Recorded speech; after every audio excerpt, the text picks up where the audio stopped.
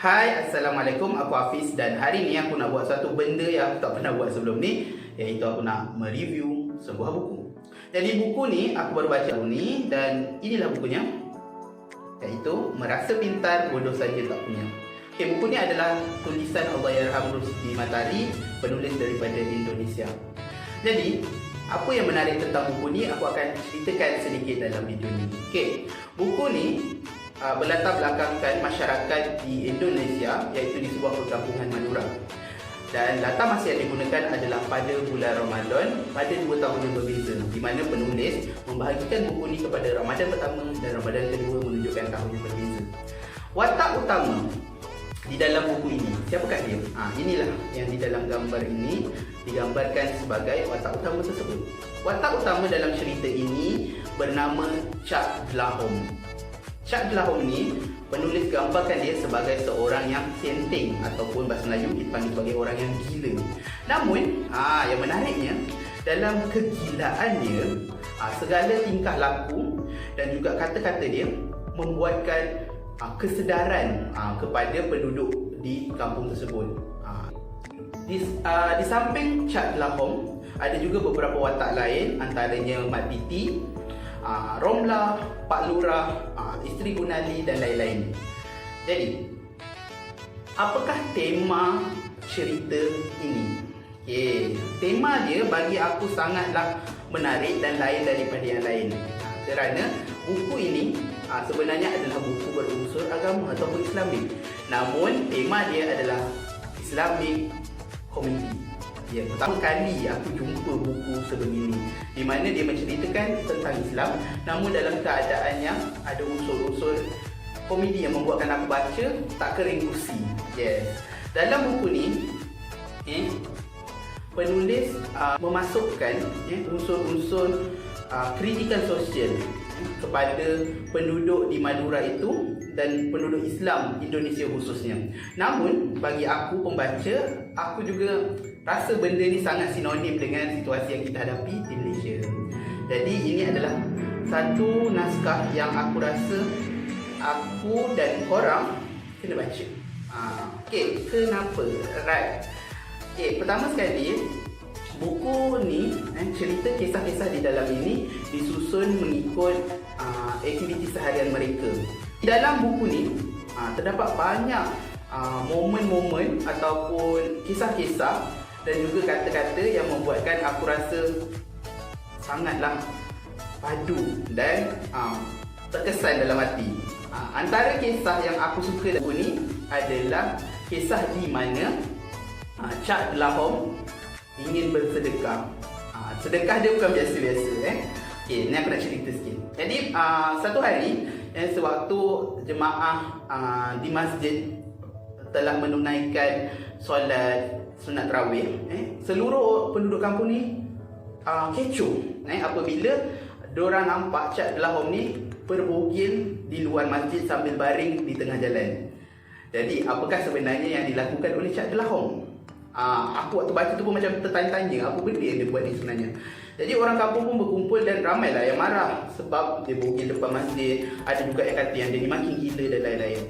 Jadi Mat Piti selaku kawan yang antara yang rapat dengan Cak Dlahom ni, dia pun bagi Cak Dlahom kain dan kemudian dia ajak Cak Dlahom balik. Dan sepanjang perjalanan mereka, diorang jalan, Mat Piti ni tanya, Cak Dlahom, apa sebenarnya tujuan kau berbogil di depan masjid tadi? Dan korang tahu apa jawapan Cak Dlahom? Cak Dlahom kata, aku sebenarnya ingin bersedekah kepada nyamuk. Loh, pelik kan nak sedekah pada nyamuk? Jadi, dipendekkan cerita, Mat Piti pun minta penjelasan daripada Cak Dlahom. Jadi, korang tahu apa yang Cak Dlahom cakap? Dia disebut pada muka surat ke-36. Cak Dlahom kata apa? Allah menciptakan makhluk antara lain untuk menghisap darah manusia, agar manusia tahu ada hak makhluk lain pada dirinya, dan menghisap darah adalah ibadat nyamuk kepada Allah. Ya Rabbi, orang gila cakap macam tu. Korang tahu tak sebenarnya kenapa Cak Dlahom dia nak sedekah darah dekat nyamuk? Sebab dia kata dengan cara dia bersedekah darah tu, dia memudahkan nyamuk untuk beribadah kepada Allah. Nampak memang tak rasional kan? Tapi itulah antara pemikiran Cak Abdullah yang buatkan aku terfikir. Betul juga sebenarnya semua makhluk yang Allah ciptakan ini bukanlah sia-sia. Dan semuanya ada manfaat, cuma kita je yang kadang-kadang tak nampak. Okay, itu kisah yang aku sangat tertarik dalam buku ni. Dan ada lagi satu kisah di mana pada satu hari Cak Abdullah ni sewaktu dia lalu depan masjid, tiba-tiba dia menjerit. Dia kata, celakalah orang yang solat. Dan kemudian dia menangis-nangis, ya Allah, ampunkan dosaku, ampunkan dosaku. Kenapa Cak Abdullah membuat begitu? Dan orang kampung pun rasa panas lah hati. Korang bayangkan, korang sembahyang, tiba-tiba orang kata celaka. Mestilah panas kan, kalau aku pun panas apa, kata pukul lagi So, orang pun pergi kat Cak Abdullah. Dan dalam keadaan menangis-nangis ni, Cak Abdullah kata, celakalah kita semua ni kerana membiarkan saudara kita kesusahan. Sebab apa? Baru-baru ni sebelum daripada Cak Abdullah memaki celaka kepada penduduk kampung dan menangis-nangis tersebut, ada seorang penduduk kampung yang telah membunuh diri disebabkan kesusahan hidup. Namun penduduk kampung ni diorang membiarkan apa yang diorang sibuk buat adalah membangunkan masjid, membesarkan masjid dan sebagainya. Maka itulah sebab utama kenapa Cak Abdullah mengatakan celakalah mereka semua, kerana membiarkan saudara mereka kesusahan dan sibuk dengan membangunkan masjid. Yes, ini banyak berlaku dalam kalangan kita. Kita selalu biarkan kadang-kadang kita punya jiran kesusahan. Dalam masa sama kita sibuk buat benda lain.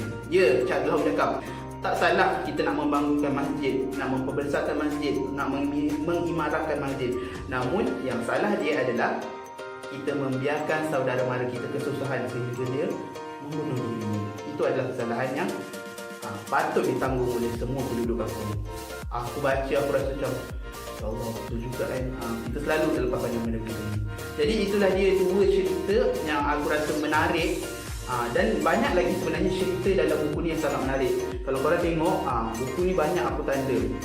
Tanda-tanda ni biasanya aku buat untuk cerita-cerita yang menarik dan momen-momen yang mempunyai quotes-quotes yang aku rasa sangatlah sentap dan sebagainya. Jadi buku ni bagi aku adalah sebuah buku yang sangat menarik, yang kritis, dan korang perlu baca kalau korang nak tahulah.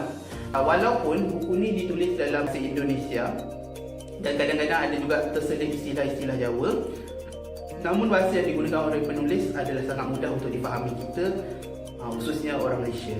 Jadi kalau korang nak cari buku ni, maaf aku tak jual, tapi buku ni korang boleh cari di Shopee. Nanti aku letak tulisan kat bawah ni, nama kedai tu, dan boleh dah beli di sana. Jadi itu sahaja review berkaitan dengan buku Sepintar Bodoh Saja Tak Punya. Dan insyaAllah kalau aku rajin, lain kali aku akan buat review lagi. So, Assalamualaikum. Bye.